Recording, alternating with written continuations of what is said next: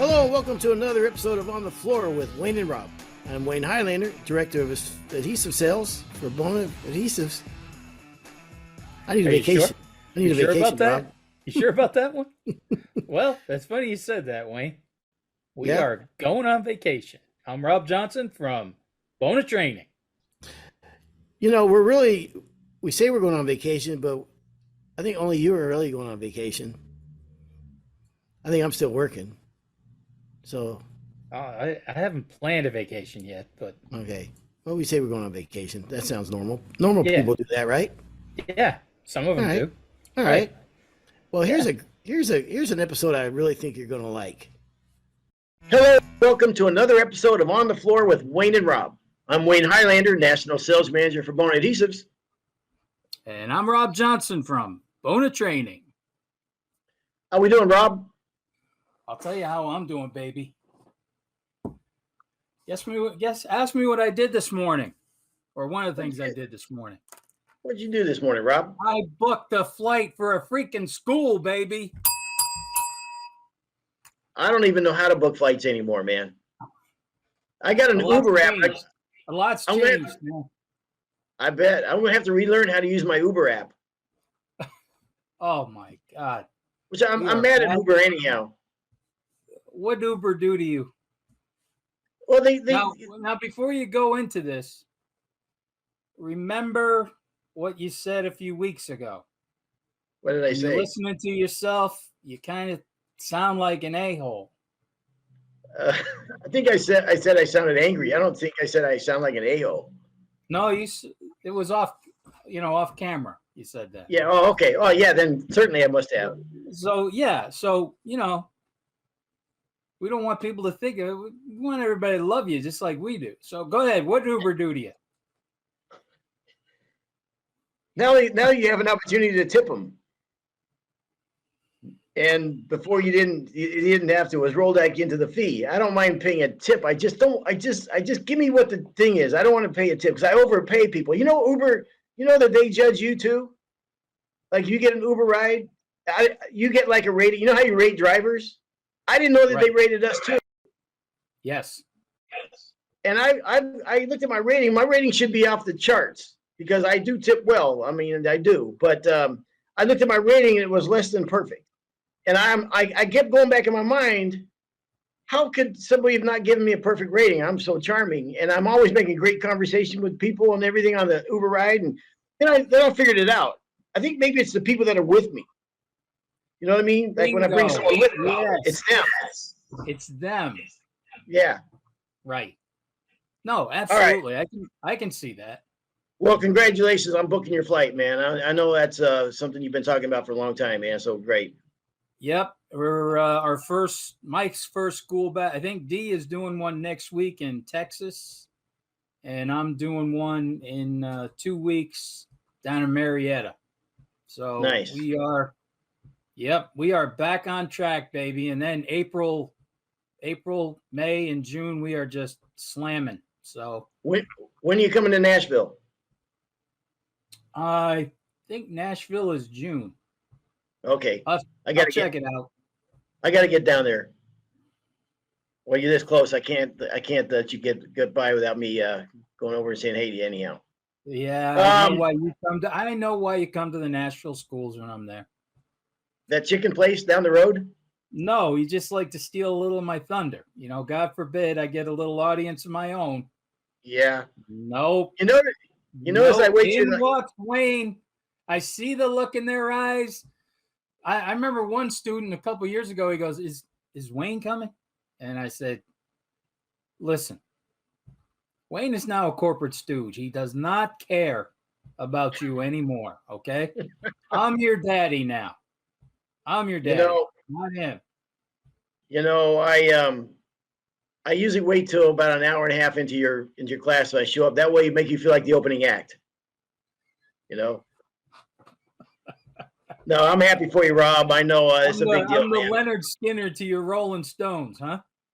Yeah, I'll go with that.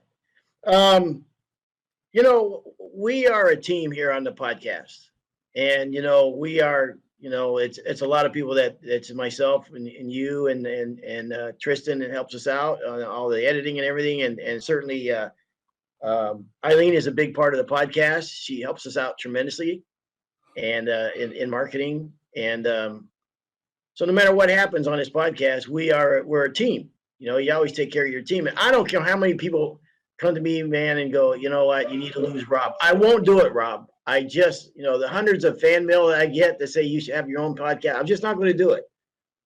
But you know how many of the listeners knew that was coming? Yeah.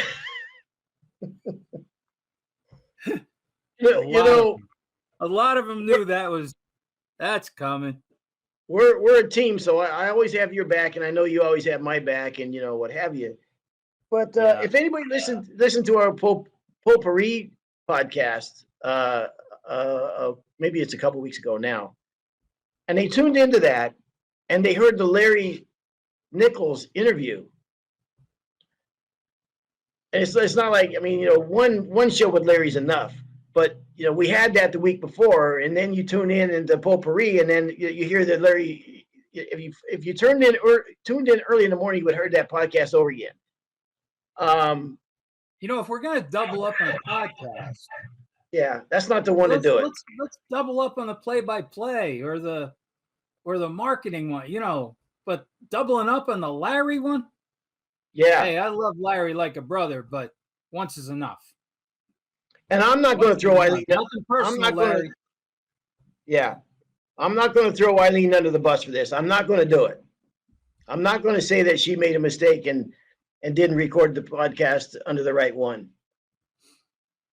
Doesn't matter, because we're a team here and we got each other's back no matter what.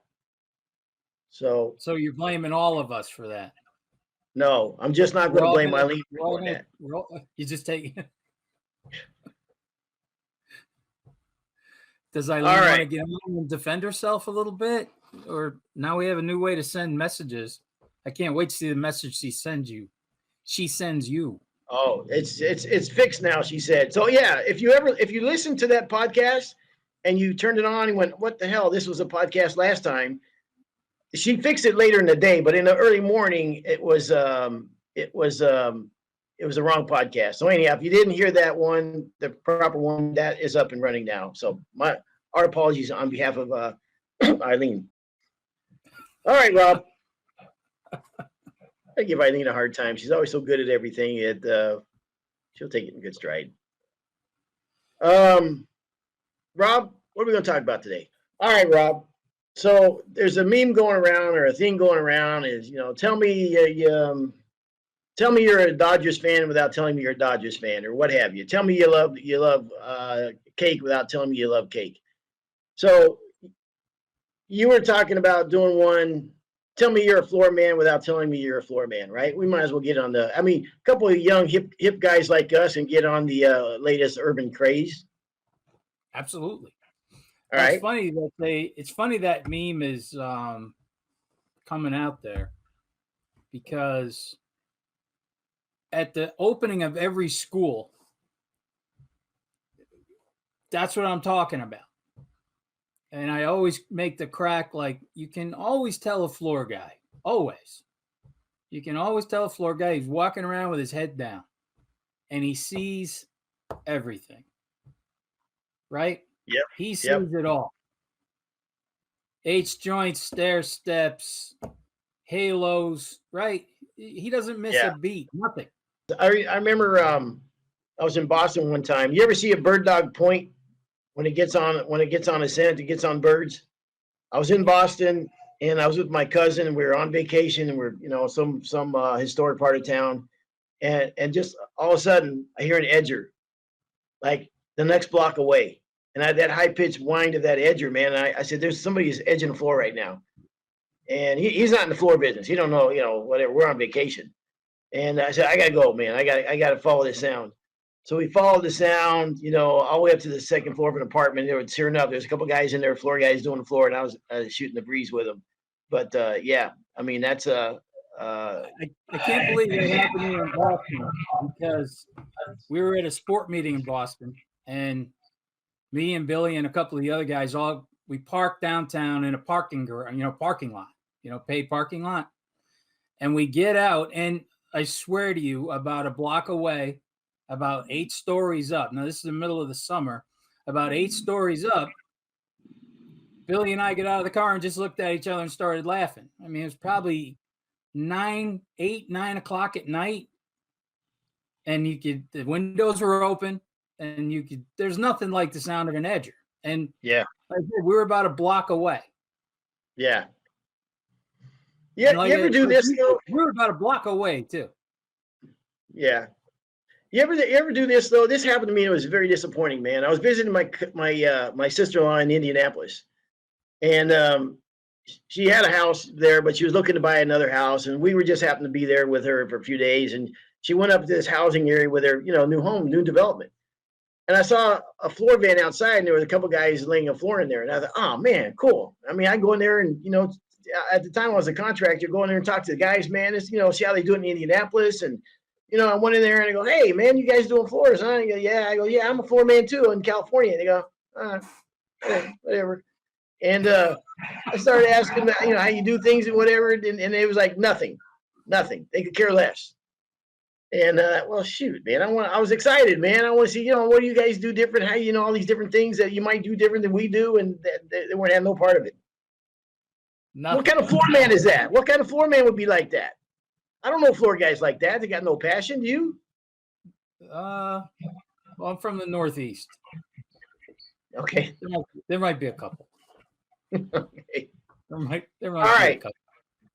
Rob, tell me you're a floor man then, without telling me you're a floor man. All right. I guess I'll never understand tell you you're a floor guy without telling you're a floor guy. Okay. When a homeowner walks into a room and is choking and gagging and is rubbing his eyes, and you have no idea what's the matter with him as you're pulling a couple gallons of polyurethane. All right. I didn't know you were going to say that. So I have to tell you this story though. I bought a brand new Ranger bass boat in like 1996 or something like that. I mean, Ranger bass boats, that's a Cadillac, man. That's the boat. Yeah. And we had a 175 Yamaha. At the time, they didn't have like the 250s and 300s that they have now. But so that was a big motor. Maybe they had 200s like the Boston Whaler of bass boats. Yeah, it was a Cadillac. But sometimes you got to compromise. I didn't have a truck to pull it with. I pulled it with my work van, right, with all my tools and everything like that. So I took my buddy and his father-in-law bass fishing up to Clear Lake in California.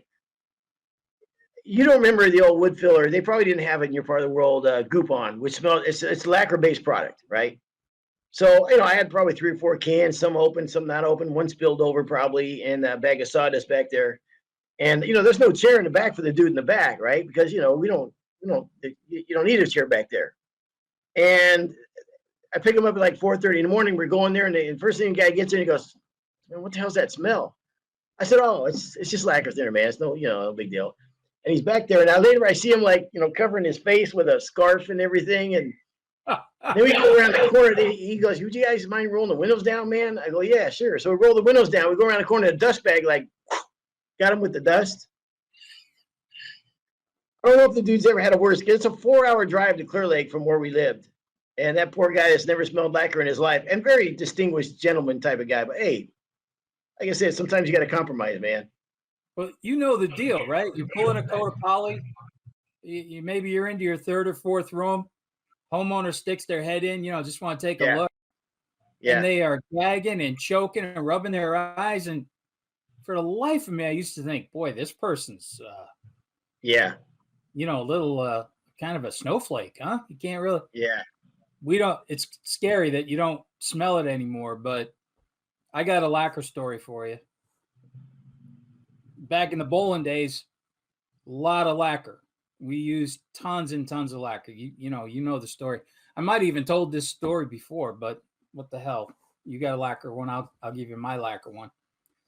We're working up in New Hampshire. We're driving back we did a recoat, 2 coats of lacquer on a recoat job. And we're driving back probably, 9, 10 o'clock at night. And we get pulled over by a New Hampshire state trooper. Now it's me and my cousin and Pete. And my cousin's sitting on a lacquer can in the middle of us with a bag on it, and me and Pete are in the seats. So it was a little chilly that summer night. So the state trooper walks up, and for some reason, we just thought it was hysterical that we were getting pulled over, right? Mm-hmm. Roll the window down, and the trooper is like, what? Oh my God. All I could think of is, picture the movie, the Stoner movie. Yes. They roll the window, well, it was an invisible fume of lacquer that just knocked this cop over, right? Wow. And he's like, what the hell? Now,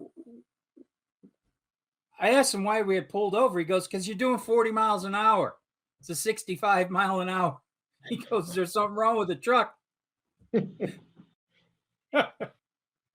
We are stoned to the bejesus. What had happened was, and we didn't realize it, because after a while, you don't smell it anymore, right? Yeah, yeah.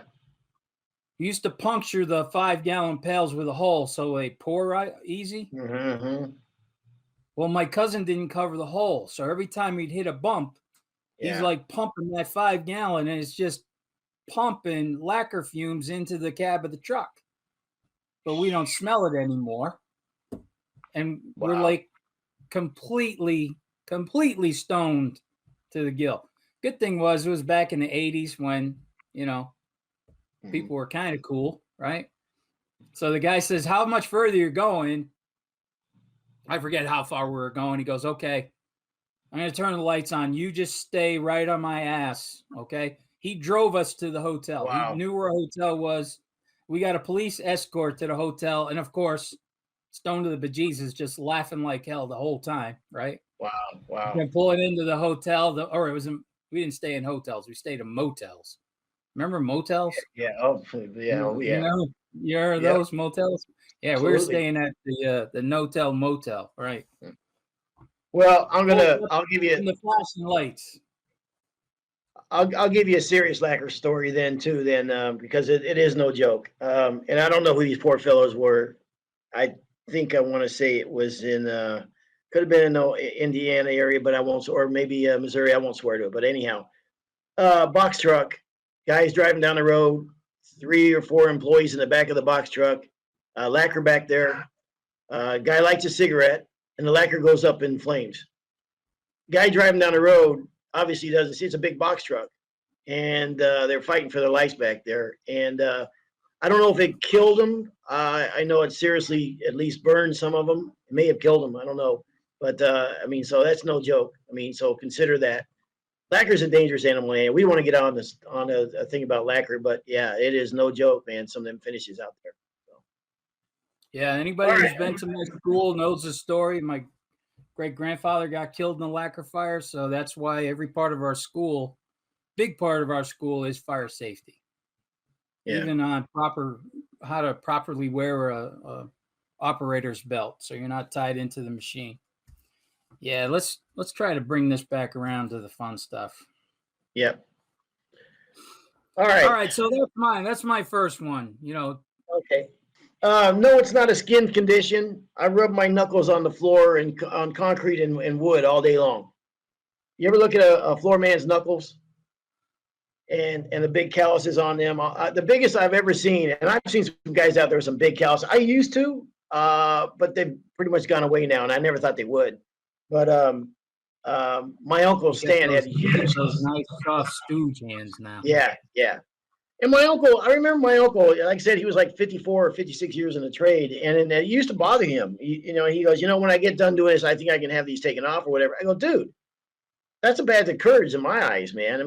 That's like stripes on a soldier, man, on his sleeves. That would bother me a bit. And I was proud of mine, and I'm what most guys are when they have them.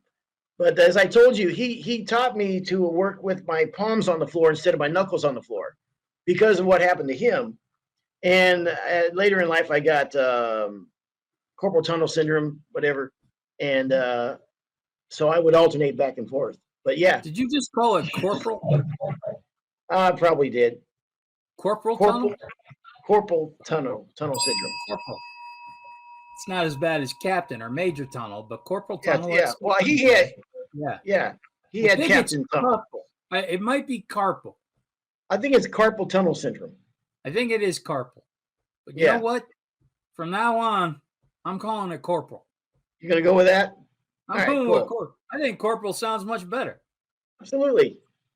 Yeah. Well, that's where it starts out. You know, corporal's only got 1 or 2 stripes. I can't remember. But then as it gets bigger, it could be like, you know, Captain Tunnel Syndrome. Captain, major, right. Yeah. Now you can tell the floor guys in the Northeast too, because the backs of their hands are all ripped to shreds from scraping under radiators. Okay. Yeah. Some of them old cast iron radiator, just nobody was fine sanding any metals back then. Believe me. I took 6 of them out of this house that I'm sitting in now. Yeah. So yeah. No kid. Yeah. Heavy, aren't they? Brutal. Yeah, I paid some guy to take them because I think there was some there's some way to you can get something out of them, whatever. The guy never picked them up, so I had to take them to the dump myself. But how do you tell a floor guy? How do you tell someone you're a floor guy without not telling them you're a floor guy? You could be staring at the Mona Lisa, and the floor in front of it have an H joint, and that's all you're going to think about is that H joint. It's going to bug the hell out of you. Yes. It could be in the movies. He'll critique the floors, not the art. Yeah. He's critiquing the floors. You could get to the climax in a movie, and if the scene is in a room with a hardwood floor and there's 3 or 4 H joints right there, you're spun now. That's all you're going to think about. And you want to tell somebody. You want everybody's wife or girlfriend's heard this. Look at the floor. I can't believe what they did. There's H joints all over the place. I know, honey, but I'm just saying, who would do this? Have you ever worked on a movie set? No, but I worked right next to one. You remember Will Smith, the actor? Yes. Yeah, I walked through his movie set. In fact, he said, "What are you guys doing? We're shooting the movie here. We were on the way to lunch." Yep. Nice. It wasn't a movie set. It was a set of The Sopranos. Oh, and wow. I got a call from a distributor, and he's like, hey, I got a cool proposition for you. He goes, there's this movie studio that's having an issue with one of the floors, and they're wondering if you can go over there and take a look at it and, you know, see if you can fix it. And it was a set of The Sopranos. And I was a, huge Sopranos fan. And they shoot it down in Queens. And I got to do the floors in the restaurant. I think it was called the Vesuvius or something. Uh-huh. It was the restaurant that they did all the scenes in. And it was like, I don't know, second or third production manager, whoever was, dragging me around. He's like, yeah, there's such a glare on the floor that we can't shoot anything from the waist down. And he goes, sometimes you want to do a shot. And I'm like, yeah, I can fix this easy. Mm-hmm. And, got a matte finish and everything, took care of it. And it's funny you said that before, because maybe a few weeks later, however long it was, we're watching The Sopranos, my wife and I, and they did a pullback shot of the family, and you can see the floors. Is that right? Yeah, that's me. You can see the floors. So I'm like, because you're welcome, everybody. Yeah, because of me. That's me. Okay, that is all me. As a matter of fact, when it was over, I'm watching the credits like this. I move right in, like my name's got to be here somewhere on the credits. I mean, they know who did this. That's sad when that happens. I've been there before when I've got my heart broken like that. Okay, so Sopranos, all these shows on Netflix, all these series that are going on and what have you, the granddad of them all is number 1, Sopranos, and number 2, Breaking Bad of all time. The greatest 2 shows there ever. Phenomenal. And I don't know which one was better. Breaking Bad was also insanely good. All right, Rob, tell me you're a floor man without telling me you're a floor man. I tell my wife how to load the truck in my sleep. Really? Yeah.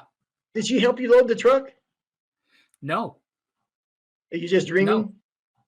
I have no idea what was going on, but the next morning, sitting having coffee, and she's just staring at me laughing. And she's like, "You really need to take a break." And I'm like, "What? You know what?"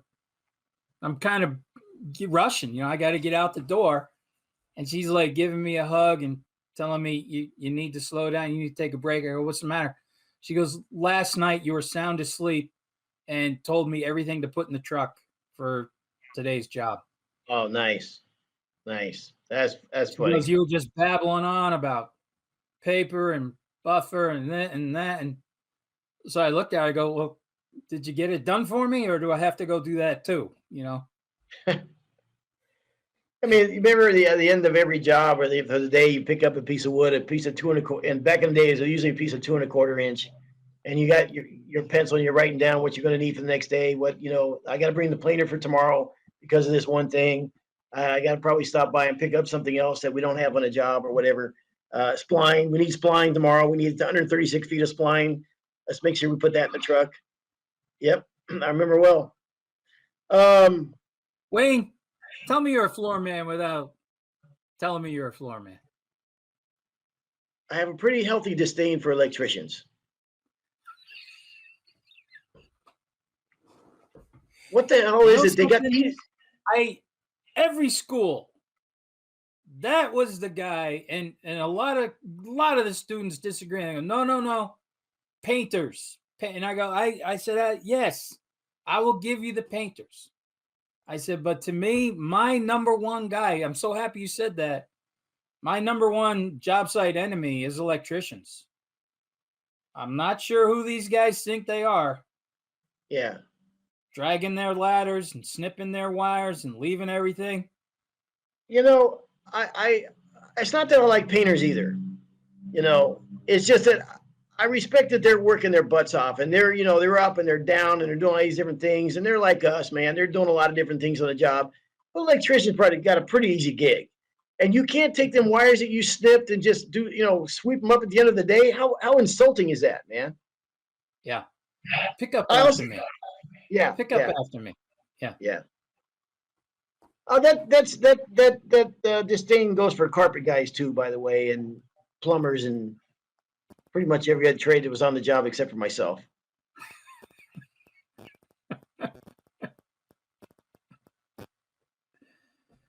All right, how about this one?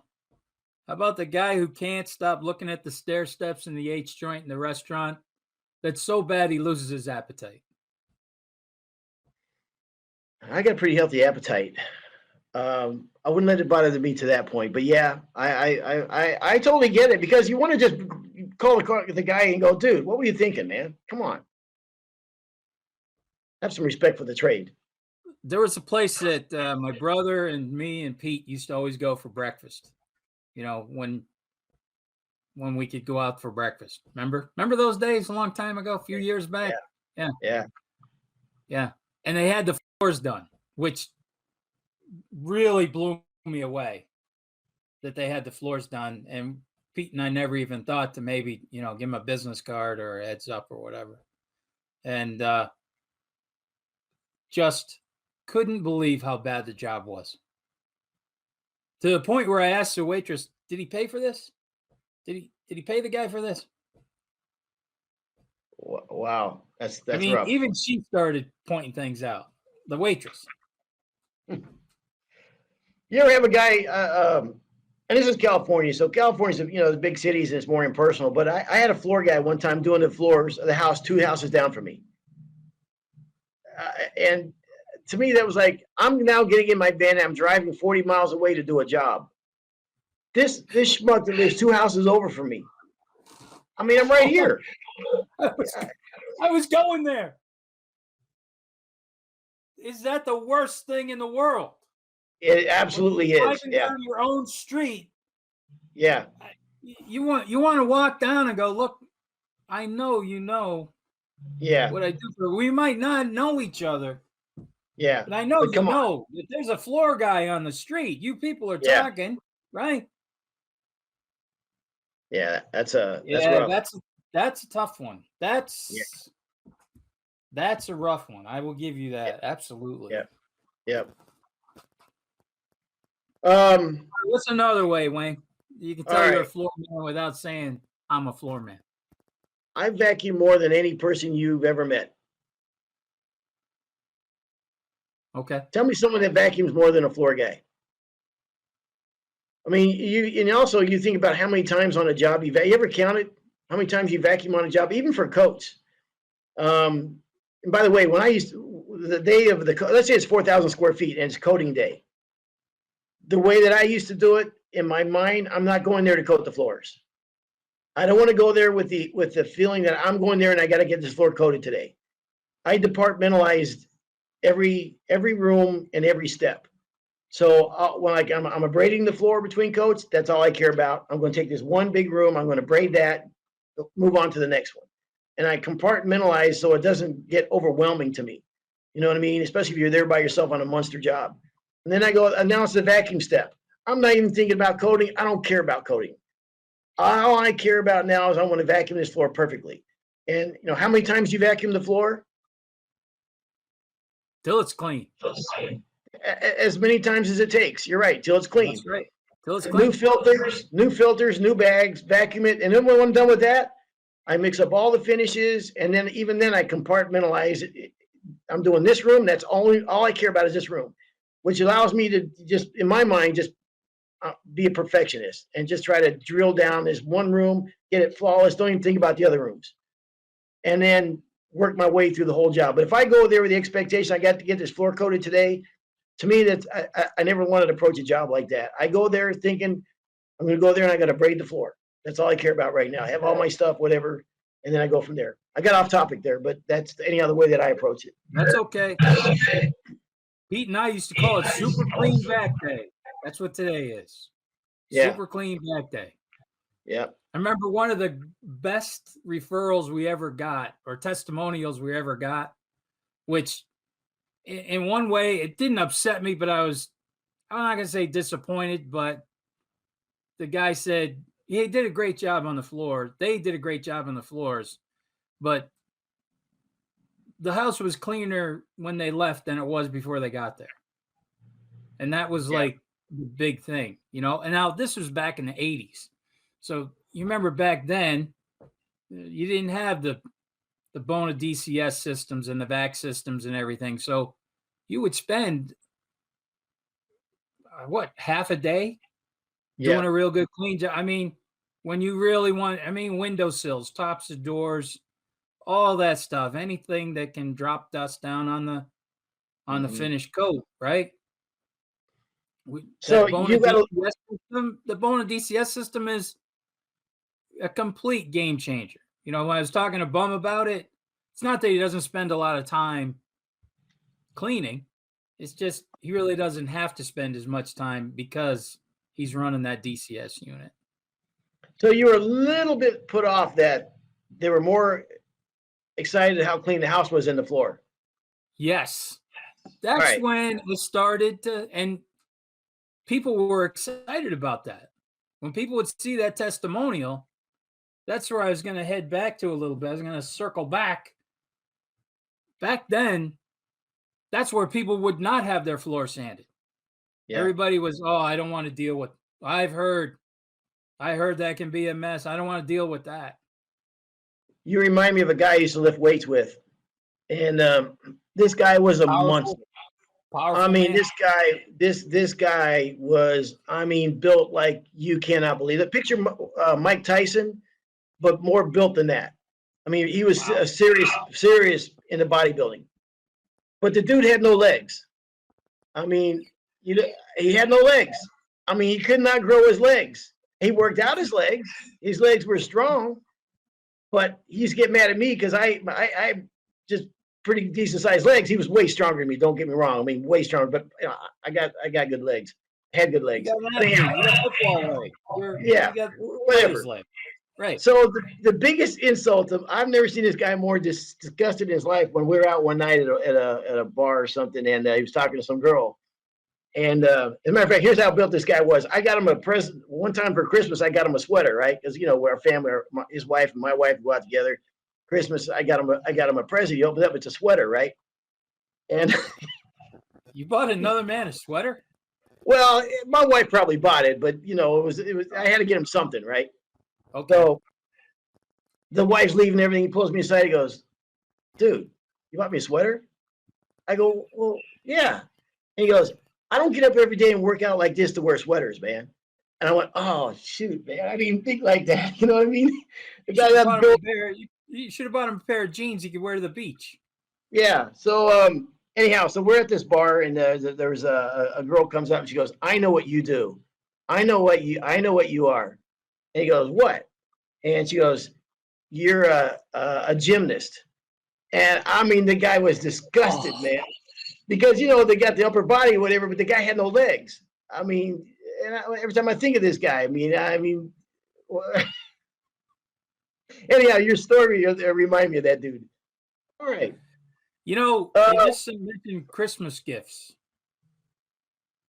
and I don't know why it's taken me so long to get onto this one, but you remember your shoes? Remember you yeah, my good remember shoes. the episode we talked about the shoes? You showed Yeah, everybody yeah, your shoes and everything. yeah. Hmm. Well, Pauline loved those shoes, of course. Yeah. Yeah. So Christmas morning, one of my gifts is the Wayne Highlander shoes. No kidding. I'll be She didn't darned. get the color, Yeah, but she got the that's a nice shoe, look at that. right? Have you worn them Yeah. yet? Wow, very nice. Yeah, I wore them about a month ago in my pajamas just because she said, "You haven't worn the shoes yet." I go, "Well, we haven't gone anywhere. Yeah, you can't wear them with Literally, we pajamas. haven't gone anywhere." No So kidding. All there it right. is. Well, when you put The them Wayne on, Highlander. they're gonna make you feel like a new man. All right, Rob. Oh, we Um, got a couple more. Let's do a couple more. okay. Go ahead, What else? ask me. All right, Rob. Tell me you're a floor man without telling me you're a floor man. I've used floor sanding equipment on furniture. I've practiced on a lot of our furniture. Yes, myself. In fact, the table that this computer sitting on. What did you sand with the floor sander? I built a dining room table one day and I started using a palm sander, I think. And I said, my God, this is definitely sturdy enough. I can put a buffer up here. So I put the Mm-hmm. buffer up there, dropped the handle. I was done in seconds and it looked perfect. My wife says, I've done everything's going to come crashing down. I go, nope, don't worry about it. Not a thing. My nice. neighbor one day, he brought his dining room table over and he goes, hey, you think you can sand this down for me? I was like, yeah, sure. Got up on the table, or I got up on a chair next to the table and started edging it. That's when I found out that some products aren't solid, they're veneer. Oh, ouch. You went through it. It was your neighbors? It was my neighbors. Yeah. He took a risk. That's not on you. Yeah. He's like, I can paint it. You can paint it. You don't need to. Yeah. I go, if Yeah. you want, I can sand through the entire layer and just give you the net. He goes, no. That's good. Yeah. Yeah. Thanks, We're Rob. good. Yeah. He was the guy that I saw the other floor company's truck in his driveway. Oh, there you go. Yeah, perfect. That's why I called the other guy. What do you mean by the floor man's curse, the Sanders curse? Oh man, the eye, the sander's eye. Once you've sanded floors, and once you start looking at stuff, you see everything. I'm watching Bum. He's gonna be bald, man. He's gonna lose his. He's got a nice head of hair. He's gonna lose it because he's got a hawk's eye. Yeah. I had the eyes of a pigeon. He has the eye of a hawk. And I remember just leaving every single job looking at Pete going, well, we're screwed. We're not getting paid for this one. Look at that. Look at this. Look at that. Yeah. When I Yeah. tell that story at all the schools, just what your head's doing now, nodding up and down. Yep. Every floor guy there thinks the same exact thing. Yep. But mean, I you tell take, them, we have a motto though: the Sanders curse. And I tell everybody this: there's no such thing as the perfect floor, but the pursuit of perfection will consistently give us excellence. How do you like that? I like that. That's good. You like I'm that? gonna I'm gonna All hashtag the that. problem is you've done the perfect floor, right? Yeah. Yeah, Oh that's what I no, thought. no, no, no, no, no. Um, but that's it, man. And you're right. You ratchet it up more and more. I mean, the better your eye gets, the more situations you've been in, the more species of wood you've sanded, the more lighting situations you've been in, the more different subfloors and how them subfloors will change the floor.